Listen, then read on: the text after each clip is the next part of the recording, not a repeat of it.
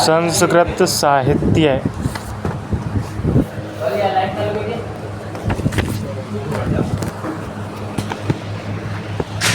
संस्कृत साहित्य संस्कृत साहित्य को 500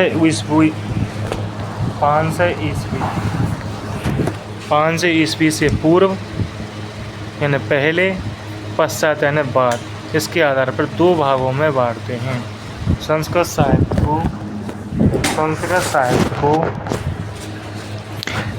साहित्य को 5 ईस्वी पूर्व से पहले और पश्चात आप दो भागों में बांटते हैं। संस्कृत साहित्य के दो भाग, एक तो वैदिक साहित्य, एक लौकिक साहित्य।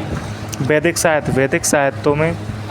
साहित्यों में वेद और वेदांग जैसे होते हैं। लौकिक साहित्य में लोक व्यवहार संबंधी बातें होती हैं। लौकिक साहित्य लोके भवे लौकिकम।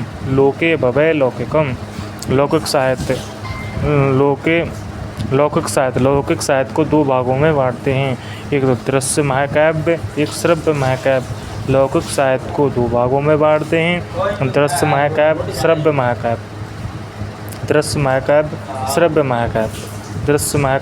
श्रव्य महाकाव्य। ठीक। दृश्य महाकाव्य को दो भागों में बांटते हैं, रूपक और उपरूपक। दृश्य महाकाव्य को दो भागों में बांटते हैं, रूपक और उपरूपक। श्रव्य काव्य को दो भागों में बांटते हैं, गद्य, पद्य और श्रव्य काव्य को 3 भागों में बांटते हैं, गद्य, पद्य और चंपू। एक लौकिक साहित्य के दो भेद हैं, एक दृश्य काव्य और श्रव्य काव्य। दृश्य काव्य के दो भेद हैं, रूपक और उपरूपक। श्रव्य काव्य के 3 भेद हैं, गद्य, पद्य और चंपू। बात क्लियर? रूपक 10 प्रकार का होता है, उपरूपक 18 प्रकार का होता है। गद्य, पद्य, चंपू। गद्य 2 प्रकार का होता है, एक तो कथा और आख्यायिका।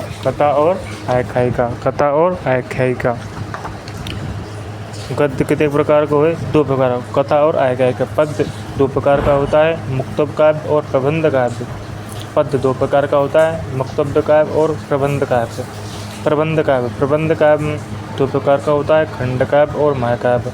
प्रबंध काव्य 2 प्रकार का होता है, खंड काव्य और महाकाव्य। पद्य मतलब खंड और महाकाव्य। बात क्लियर? दोबारा आते 500 ईस्वी पूर्व मतलब रामायण की रचना, आदि कवि वाल्मीकि। लौकिक साहित्य लोके भवे लौकिकम। लोक व्यवहार की बातें लौकिक साहित्य कहलाती है। लोक साहित्य के 2 भाग हैं, दृश्य काव्य और श्रव्य काव्य। दृश्य काव्य में दृष्टुम योग्यम काव्यम। दृश्य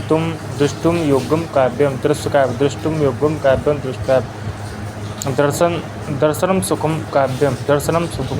दृश्य काव्य अभिनय में रस प्रदान होता है। दृश्य काव्य में अभिनय और रस प्रदान होता है। रूपक 10 प्रकार का होता है, उपरूपक 18 प्रकार का होता है। श्रव्य काव्य का अर्थ श्रोतम योग्यम काव्यम।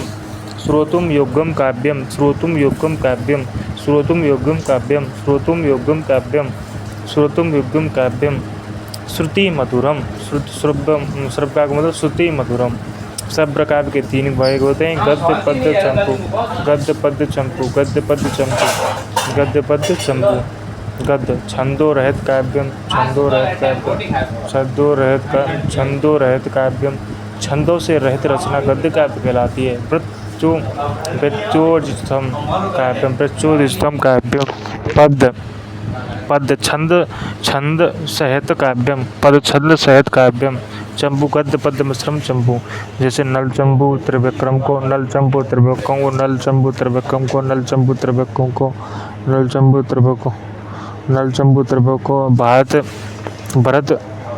भरत चंपू अनंत भट्ट को, भरत चंपू अनंत भट्ट को, रामायण चंपू भोजराज को। नल चंपू त्रिविक्रम को, भारत चंपू अनंत को, रामायण भोजराज। देख नल त्रिविक्रम, नल 3 राजा है, नल त्रिविक्रम। भारत अनंत है, रामायण भोजराज। पद्य फिर आए गद्य पर चंपू है, इनके भेद है। गद्य के 2 भेद हो, कथा हुए काल्पनिक और आख्यायिक हुए ऐतिहासिक। कथा का विभाजन नहीं किया जा सकता, जबकि आख्यायिका का विभाजन किया जा सकता है। कथा कौन कौन सी? कादम्बरी, वासवदत्ता। आख्यायिका कौन सी? हर्षचरितम, दत्त कुमार चरितम। बात क्लियर? पद्य दो वेद, कथा और आख्यायिका। गद्य के दो वेद, कथा और आख्यायिका। और पद्य के दो वेद, मुक्तक काव्य और प्रबंध काव्य। मुक्तक काव्य अनेक विषयों का वर्णन, मुक्तक काव्य में अनेक विषयों का वर्णन, और प्रबंध काव्य में विशेष एक चीज़ का वर्णन। ये मुक्तक व्यवस्थित होती है, प्रबंधक व्यवस्थित होती है। पद्य दो प्रकार का, मुक्त काव्य और प्रबंध काव्य। प्रबंध काव्य दो प्रकार का होता है, खंड काव्य और महाकाव्य। खंड काव्य और महाकाव्य, खंड काव्य और महाकाव्य। जीवन के एक पक्ष का वर्णन, जीवन के एक पक्ष का वर्णन, जीवन के एक पक्ष का वर्णन। महाकाव्य के विविध पक्षों या संपूर्ण पक्षों का वर्णन। महाकाव्य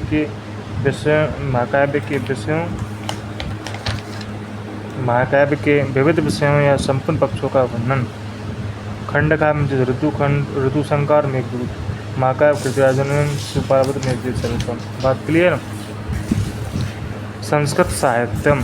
संस्कृत साहित्य, संस्कृत की उत्पत्ति सम उपसर्ग सुट सम उपसर्ग की धातु कट प्रत्यय। यहाँ में संस्कृत में सम तो उपसर्ग है, सुट को आगमन हो जाता है, द्विकृत धातु है और कट प्रत्यय नपुंसकलिंग। बात क्लियर? संस्कृत का अर्थ शुद्ध, निर्मल, परिष्कृत और संस्कारवान होता है। संस्कृत का अर्थ शुद्ध, निर्मल, परिष्कृत और संस्कारवान होता है। इस प्रकार संस्कृत एक ऐसी भाषा है जो व्यक्ति को संस्कारवान बनाती है। साहित्यम हितेन सह साहित्यम, हितेन सह साहित्यम, हितेन सह साहित्यम।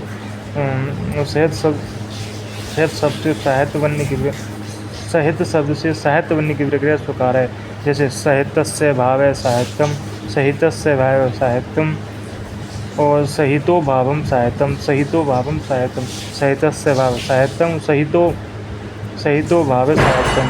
साहित्यस्य भाव साहित्यम मतलब जिसके मानव मात्र का भाव हो उसे साहित्य कहते हैं। सहितो भाव साहित्यम अर्थात जिसमें शब्द और अर्थ का सुंदर सहभाव होता है, साहित्य कहते हैं। साहित्य शब्द संयन प्रत्यय बराबर साहित्य रूप बनेगा नपुंसकलिंग में साहित्यम। शयन प्रत्यय हमेशा नपुंसकलिंग बनाता है। अथा जहाँ शब्द और अर्थ के सहभाव से मानव की बात कही जाए उसे साहित्य कहते हैं। इस प्रकार संस्कृत में रचित संपूर्ण साहित्य को संस्कृत साहित्य, संस्कृत वाङ्मय कहते हैं। जिस प्रकार संस्कृत में रचित संपूर्ण साहित्य को संस्कृत साहित्य या संस्कृत वाङ्मय भी कहते हैं। साहित्य को दो अर्थों में विभाजित किया गया है। खा लियो खानो यार, टेस्ट लगेगा यार संस्कृत को। नहीं, इस प्रकार संस्कृत में रचित संपूर्ण साहित्य को इस प्रकार संस्कृत में रचित संपूर्ण साहित्य को संस्कृत साहित्य या संस्कृत वाङ्मय कहते हैं। साहित्य को अर्थों की दृष्टि से दो भागों में बांटा गया है, तो संकुचित अर्थ और विस्तृत या व्यापक अर्थ। संकुचित इसमें काव्य रूप गद्य पद्य आदि का संस्कृत रूप होता है, उसी संकुचित अर्थ है साहित्य को। विस्तृत में इसके अंतर्गत जो कुछ भी संस्कृत में है, जो लिखा हुआ है, सम्मिलित है, उसे क्या कहते हैं? विस्तृत साहित्य कहते हैं। संपूर्ण रचना क्या है? साहित्य है। वास्तव में संस्कृत का अर्थ यही है। स्वरूप के आधार पर दो साहित्य के दो भेद। स्वरूप के आधार पर साहित्य के दो भेद हैं, ये तो शास्त्रात्मक और काव्यात्मक। स्वरूप के आधार पर संस्कृत साहित्य के दो भेद हैं, शास्त्रात्मक और काव्यात्मक। शास्त्रात्मक ज्ञानात्मक होता है, जैसे व्याकरण, इसमें व्याकरण संबंधी शास्त्रार्थ में जो व्याकरण संबंधी अष्टाध्यायी, दर्शन, वार्त, गावनी। काव्यात्मक यह रसात्मक होता है, जैसे रूपक, उपरूपक, गद्य, खद्य या आदि। बात क्लियर? संस्कृत साहित्य का महत्व यह विश्व का प्राचीनतम साहित्य है। व्याकरण साहित्य भौगोलिक विज्ञान, रासायनिक विज्ञान, चिकित्सा, गणित, खगोलीय, ज्योतिष आदि के ज्ञान का भंडारण है। इसी के कारण भारत को विश्वगुरु कहा जाता है। ये विश्व का सबसे समृद्ध और विशाल साहित्य है। प्राचीन भारत में गुरुकुल की शिक्षा में 14 विद्या का अभ्यास इसी में कराया जाता है। कि संस्कृत साहित्य चतुर्थ विद्या कहते हैं। जैसे प्राचीन भारत में गुरुकुल शिक्षा प्रणाली में 14 विद्या का अभ्यास कराया जाता है, इसे चतुर्थ विद्या कहते हैं। चतुर्थ विद्या में आएंगी 4 वेद, 6 वेदांग और पुराण, मीमांसा और धर्मशास्त्र। चतुर्विद्या में 4 वेद, 6 वेदांग, पुराण, मीमांसा, न्याय और धर्मशास्त्र। महाकाव्य, अब आएगा महाकाव्य। महत से काव्यम, महत से तत्काव्यम महाकाव्यम, महत से तत्काव्यम महाकाव्यम, कर्मधारय समास। महाकाव्य, महाकाव्य, महाकाव्य, महाकाव्य, महाकाव्य, महा, अब ये वहीं सुखा ले, सूख जाएगी। बढ़िया, सुखा मेरे पदों को सुखा। महाकाव्य, महाकाव्य के दो अर्थ हैं। महत, महाकाव्य में दो शब्द, महत प्लस काव्य। महत का अर्थ होता है विस्तृत या व्यापक, काव्य का अर्थ होता है, काव्य का अर्थ होता है कु या कब धातु, काव्य का अर्थ होता है कु या कब धातु से नियत प्रत्यय करने पर काव्यम रूप बनता है। काव्यम का अर्थ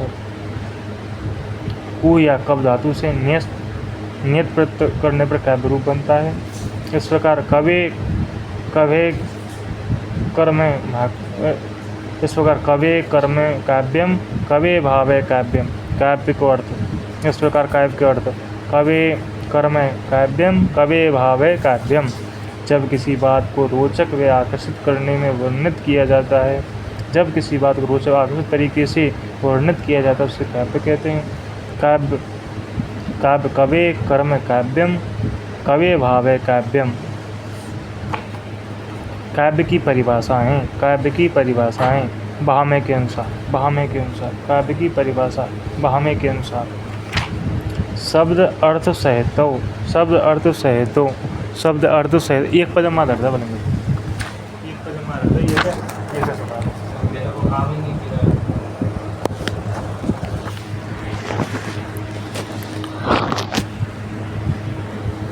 शब्द अर्थों, शब्द अर्थों सहितम, शब्द अर्थों, शब्द अर्थों सहितो काव्यम, शब्द अर्थों सहितम काव्यम। गद्य पद च तत्विद, गद्य पद च तद्विधा। शब्द अर्थों सहितम, शब्द अर्थों सहितम, शब्द अर्थों सहितो, शब्द अर्थों सहितो काव्यम, शब्द अर्थों सहितम काव्यम। गद्य पद च तद्विधा, गद्य पद च तद्विधा, गद्य पद च तद्विधा, गद्य पद च तद भामे के अनुसार। शब्द अर्थों सहितो काव्यम, गद्य पद च तद्विधा। शब्द और अर्थ का सहभाव काव्य कहलाता है। गद्य व पद्य इसके दो प्रकार के भी होते हैं। भामे की रचना, भामे ने अलंकार संप्रदाय के, भामे अलंकार साहित्य के प्रवर्तक है, भामे अलंकार संप्रदाय के प्रवर्तक हैं। रचना काव्य अलंकार। वामन, वामन नदी रीति, रीति आत्मा का विषय, रीति आत्मा का विषय। वामन रीति आत्मा का विषय, रीति काव्य की आत्मा है, रीति काव्य की आत्मा है। रीति का अर्थ पद संगठना रीति, रीति का अर्थ पद संगठना रीति या पद संरचना रीति, पद संगठना रीति, पद संरचना रीति। रीति एक भाषा शैली है, रीति एक भाषा शैली है। रीति ढंग, रीति एक भाषा शैली ढंग तरीका प्रणाली है। वामन रीति संप्रदाय के वामन रीति संप्रदाय के प्रवर्तक हैं। रचना काव्य अलंकार सूत्रवृत्ति, काव्य अलंकार सूत्रवृत्ति। आनंदवर्धन, ध्वनि आत्मा का विषय, ध्वनि आत्मा का विषय, ध्वनि आत्मा का विषय। आनंद, ध्वनि, आनंद ध्वनि उत्पन्न हुए, ध्वनि आत्मा का विषय, ध्वनि आत्मा का विषय। आनंदवर्धन ने परिभाषा दी, ध्वनि आत्मा का विषय क्या दी है? ध्वनि आत्मा का विषय। ध्वनि संप्रदाय, ध्वनि काव्य की आत्माएं। आनंदवर्धन के अनुसार ध्वनि संप्रदाय, आनंदवर्धन ध्वनि संप्रदाय के प्रवर्तक हैं। रचना ध्वन्यालोक, रचना ध्वन्यालोक। कुंतक, कुंतक, कुंतक वक्रोक्ति काव्यम जीवितम, वक्रोक्ति काव्यम जीवितम, वक्रोक्ति काव्यम जीवितम। कुंतक वक्रोक्ति काव्यम जीवितम, कुंतक वक्रोक्ति काव्यम जीवितम, कुंतक वक्रोक्ति काव्यम जीवितम, कुंतक वक्रोक्ति काव्यम जीवितम। अर्थ वक्रोक्ति काव्य की आत्मा है। कुंतक टेढ़ो मेढ़ो, टेढ़ो मेढ़ो को वक्रोक्ति काव्य। कुंतक वक्रोक्ति संप्रदाय के प्रवर्तक है। रचना वक्रोक्ति जीवितम, वक्रोक्ति जीवितम। मम्मट, मम्मट की परिभाषा, मम्मट की परिभाषा। मम्मट को रचनाएं का प्रकाश।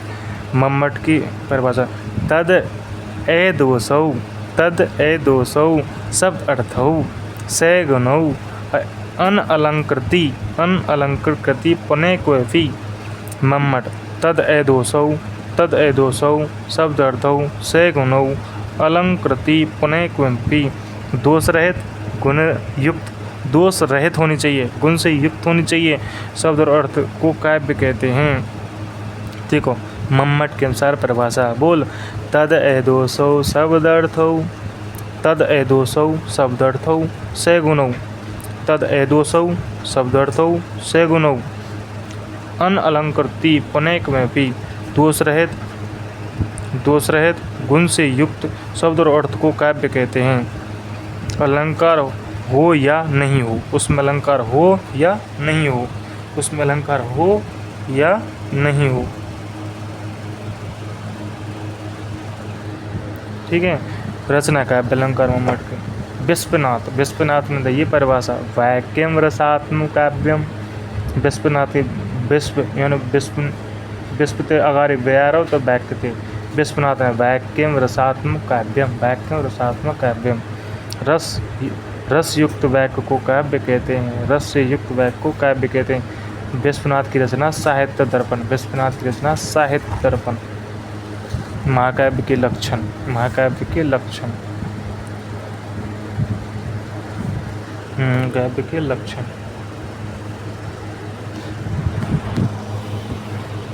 महाकाव्य का विभाजन। महाकाव्य के लक्षण।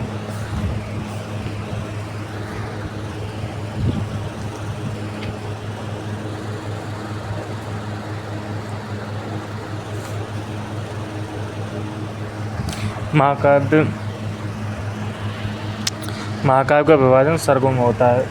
महाकाव्य का विभाजन सर्गों में होता है। सर्गबंध महाकाव्यम। सर्ग कम से कम 8 होने चाहिए। अधिकतम कितने भी हों।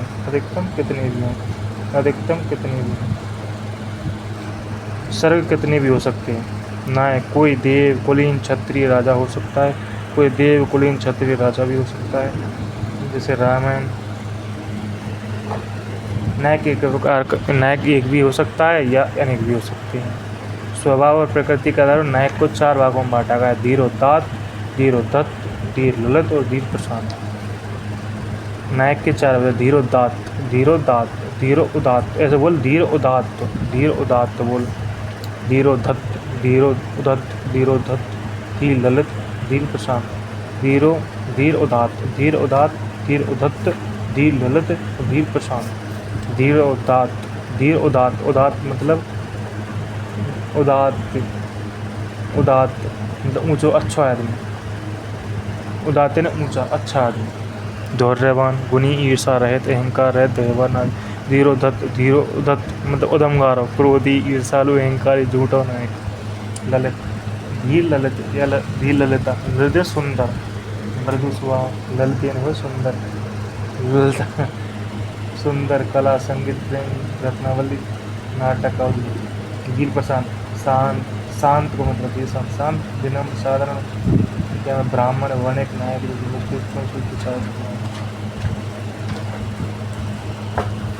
नायिका कुलीन स्त्री होती है। नायिका के 3 प्रकार हैं। नायिका 3 प्रकार की होती है। स्वकीय, परकीय और साधारण। स्वकीय का मतलब पतिव्रता, सीता मैया। परकीय तो दूसरे सेटिंगबाजी कर ले। परकीय नायिका हो यह प्रेम का नायिका होती है। किसी भी पत्नी या विवाहित कन्या हो सकती है। साधारण स्त्री कोई साधारण स्त्री, एक गणिका, वेश्या। महाकाव्य का कथानक। ख्यातव्रत। महाकाव्य का नायक ख्यातव्रत या ऐतिहासिक होता है। महाकाव्य में रस, शांत, श्रृंगार, वीर में से कोई एक।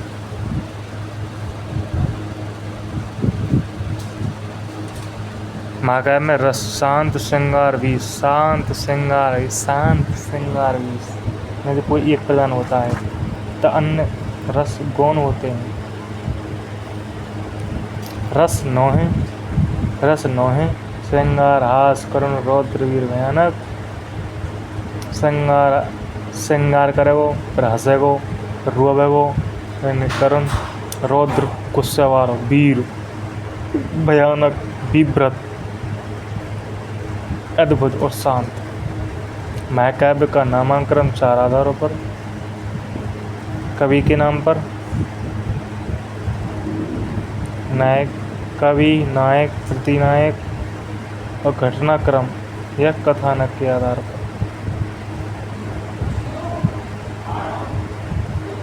नायक के महाकाव्य का नामांकन 4 आधारों पर: कवि के नाम पर, नायक के आधार पर, प्रतिनायक के आधार पर, घटनाक्रम के आधार पर हो सकता है।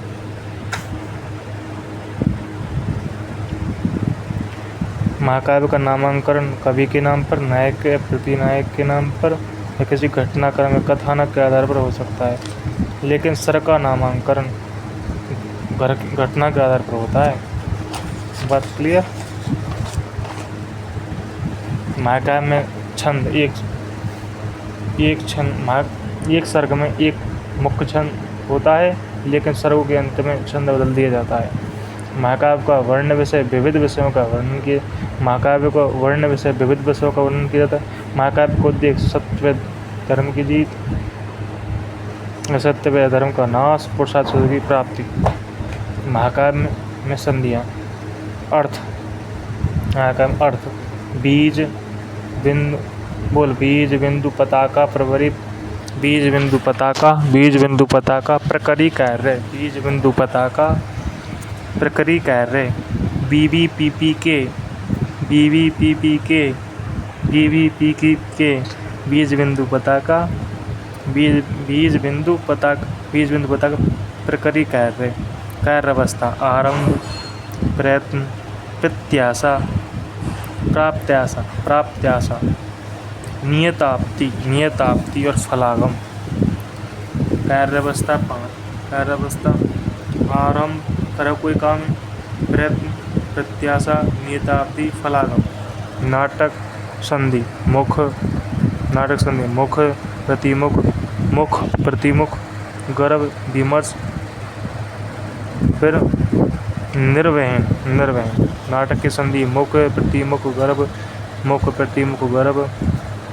विमर्श, निर्वहन। देखो, महाकाव्य की संधि 5: बीज बोबो को आरंभ करेगो, मुख, बीज आरंभ मुख,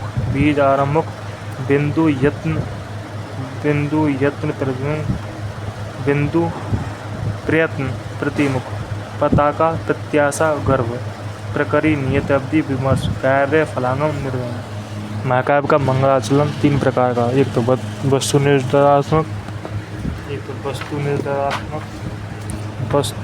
निर्देशात्मक, नमस्कारात्मक,